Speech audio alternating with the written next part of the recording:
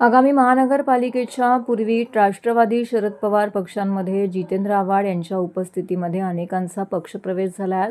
ठाण्यातील पाचपाखाडी येथील राष्ट्रवादी शरद पवार पक्षाच्या मध्यवर्ती कार्यालयामध्ये हा पक्षप्रवेश सोहळा पार पडला आहे। यावेळी आमदार जितेंद्र आव्हाड यांनी आपलं मनोगत देखील व्यक्त केले। पत्रकारांशी देखील त्यांनी संवाद साधलाय। अनेक युवकांनी व ज्येष्ठ सदस्यांनी यावेळी पक्षप्रवेश केलेले आहेत। बदलणाऱ्या परिस्थितीमध्ये राष्ट्रवादी सक्षमपणे उभी राहून समस्या सोडवू शकते असा विश्वास आहे, म्हणून आम्ही पक्षप्रवेश केल्याचं त्यांनी सांगितलंय। ज्या पद्धतीने ठाण्यामध्ये शिवसेना प्रवेश घेतेय 130 ते 260 वॉर्ड करणार आहेत की काय माहीत नाही। एक वॉर्डमधून 4 जणांना प्रवेश देत आहे। कशाला लोकांची या ठिकाणी गर्दी करतायत। 4 वर्ष शिवसैनिकांनी त्या वॉर्डामध्ये काम केलं आहे आणि आता ते फिरत देखील आहेत। मागे त्यांना राजकारण्यांच्या फिरायला लागतंय। दुसऱ्यांच्या घरी काय चालतंय हे बघायचं आमची सवय आहे। जे नाराज आहेत ते माझ्याकडे येत आहेत, माझ्याशी संपर्क साधत आहेत। बॅनरवरनं त्यांची नावं कापली जात आहेत, फोटो गायब केले जात आहेत। शिवसेनेचे ठाणे शहरामध्ये अनेक बॅनर लावले जातात। कुणाकुणाचे फोटो आहेत ते तपासा, म्हणजे शिवसेना पक्षात किती मोठी भिंत उभी राहिली आहे हे कळेल, असं देखील त्यांनी म्हटलंय। हिंदी भाषेमध्ये देखील त्यांनी आपलं वक्तव्य स्पष्ट केलं आहे। आज अनेक युवकांनी आणि ज्येष्ठ वेगवेगळ्या पक्षाच्या ज्येष्ठ सदस्यांनी कार्यकर्त्यांनी आज राष्ट्रवादी काँग्रेसमध्ये प्रवेश केलाय आणि बदलणाऱ्या परिस्थितीमध्ये राष्ट्रवादी काँग्रेस सक्षमपणाने उभा राहू शकतो, लोकांच्या समस्या सोडू शकतो असा लोकांना विश्वास आहे, म्हणून प्रवेश घेत आहे। ज्या पद्धतीने ठाण्यामध्ये शिवसेना प्रवेश देते 130 ते 260 वार्ड करणार ते काय मला माहित नाही। एकेका वार्डात 4 लोकांना प्रवेश देतात, कशाला लोकांचे गुळ लावतात? त्यांची ती सवय आहे। 4 वर्ष त्या प्रामाणिक शिवसैनिकांनी काम केलं, आता ते फिरतात मागे मागे मागे मागे। उपऱ्यांचं राज्य आलं, व्यवस्था आहे।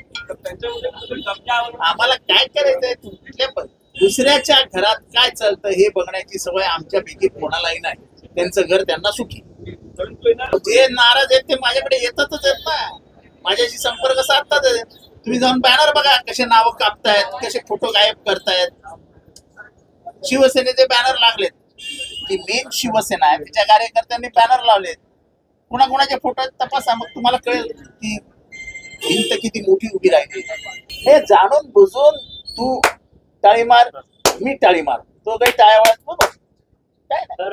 मला काय करायचंय ते कुठेही जाऊ दे ना, परिस्थितीला माझा काय संबंध? असं आहे की भाषेला जगामध्ये अशी लोक आहेत जे 30 भाषा बोलतात, 30 भाषा। आपण आहोत कुठे? कोणावरती जबरदस्ती करून काहीच होत नाही। खायची जबरदस्ती, राहायची जबरदस्ती, कपडे घालायची जबरदस्ती, हे खाऊ नका, ते खाऊ नका, हे बोलू नका, ते बोलू नका, हे वाचू नका, ते वाचू नका। अरे काय लावलंय काय? जसं मी सांगितलं, अरे आम्ही तर इंग्रजी शाळेत गेलो होतो, आम्हाला कोणी मराठी शिकवलं होतं, पण आम्ही कुठे मराठीत कमी पडतो का? आम्ही हिंदीत कमी पडतो का? आम्ही इंग्लिश मध्ये कमी पडतो का? अरे सरस्वती आहे ती, मुक्त शिक्षण व्यवस्था आहे, कशाला जबरदस्ती करता? 3 भाषांची जबरदस्ती तुम्ही करणार, काय गरज आहे? जबरदस्ती करू नका। आई वडिलांना, शिक्षकांना जे शिकवायचं ते शिकवू द्या, पोरं शिकतातच। आणि हे बोलणं की इंग्रजी बोलणाऱ्यांना लाज वाटेल, अरे कशाला लाज वाटेल? जगाचा दरवाजा ठोठवायचा असेल तर तुम्हाला ओपन द डोअरच म्हणावं लागेल। मी प्रचंड अभिमान बाळगतो, मला प्रचंड माझ्या भाषेबद्दल स्वाभिमान आहे। ती माझी आई आहे, माझी मातृभाषा आहे।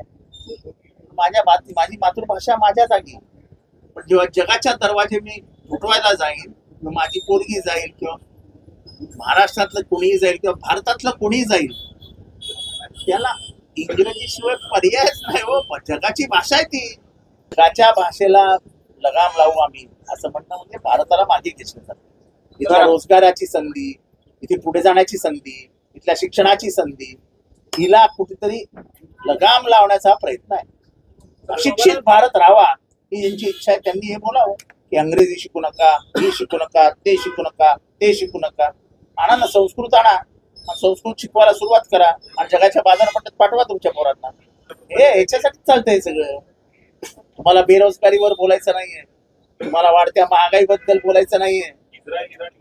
इस्रायल इराण युद्धाने होणारी महागाई, तेलाची टंचाई याच्यावर बोलायचं नाहीये.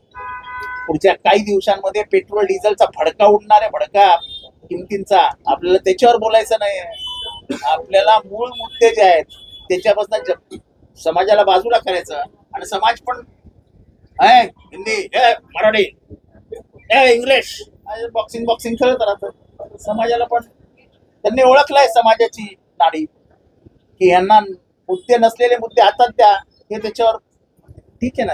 असं आहे की एवढी कबुली देणं हा देखील मनाचा मोठेपणा आहे, हा मोठेपणा आहे. आणि पवार साहेबांनी त्यांना प्रदेशाध्यक्ष केलं, त्यांना आमदार केलं. त्यामुळे आता झाला गत इतिहास आहे. पण त्या गत इतिहासामध्ये मी चुकलो हे सांगण्याचा मनाचा मोठेपणा भास्कर जाधवांमध्ये फार कमी लोकांमध्ये आजच्या राजकारणात. जे घडवतात त्यांच्यावर डोक्यावर बसायचं आणि कानात अशी सवय झाली आहे लोकांना. म्हणजे बालकाला बनवायचा आणि बालकाने बापाच्या पार्श्वभागावर हे नवीन राजकारणाचे त्याच्यामध्ये भास्कर जाधवांचं मनापासून कौतुक केलं पाहिजे.